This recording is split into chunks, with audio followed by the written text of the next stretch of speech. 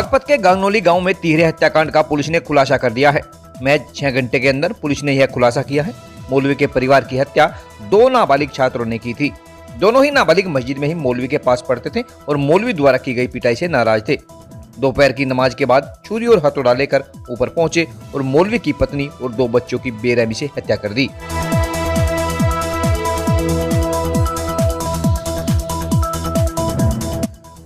पड़ोस में लगे सीसीटीवी कैमरे, फिंगरप्रिंट्स की मदद से पुलिस ने दोनों को गिरफ्तार कर लिया है और घटना में इस्तेमाल छुरी और हथौड़ा भी बरामद कर लिया गया।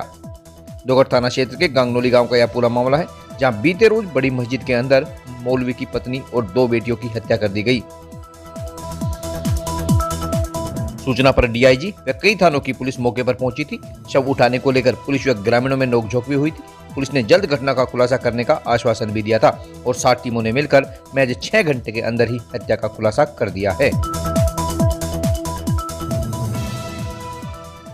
दिनांक 11 अक्टूबर 2025 को थाना दोगट अंतर्गत ग्राम गांगनौली में सूचना मिली कि एक मस्जिद जिसके ऊपर एक कमरे पर मस्जिद के मुफ्ती साहब अपने पत्नी और 2 बच्चों के साथ रहते थे और मुफ्ती कहीं किसी काम से बाहर गए हुए थे, तो वहाँ पर उनकी पत्नी और दोनों बच्चों का शव मिला। इस घटना पर तत्काल थाना police, CO Baraut, additional SP मेरे और स्वयं डीआईजी महोदय के द्वारा भी घटनास्थल का निरीक्षण किया गया और तत्काल घटना के सफल अनावरण के लिए 7 टीमें लगा दी गई।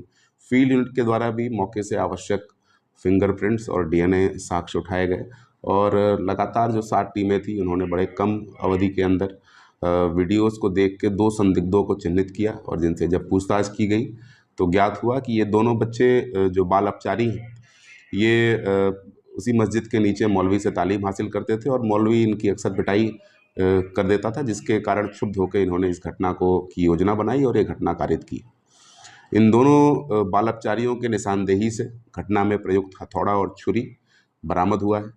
जानकारी में ये आया कि कल यानी दिनांक 10 अक्टूबर को इनमें से एक बाल अपचारी के साथ मुफ्ती ने पिटाई की थी और जिसके कारण उसने अपने दूसरे साथी को साथ लेकर ये पूरी योजना बनाई और आज जब मुफ्ती किसी काम से बाहर गए हुए थे और उनका परिवार अपने कमरे में सो रहा था दोपहर 1 बजे के आसपास, तब इन्होंने इस घटना को अंजाम दिया और अंजाम देने के बाद वहाँ से वो फरार हो गए। बड़े ही कम अवधि में पूरी बागपत पुलिस की टीम, एसओजी सर्विलांस और तमाम 6 थानों की टीम ने इस पूरी घटना को वर्कआउट किया है और दोनों बाल अपचारियों को अपनी कस्टडी में लिया है। थाना दोगट पर वादी की तहरीर पर अभियोग पंजीकृत करके आवश्यक विधिक कार्रवाई की जा रही है।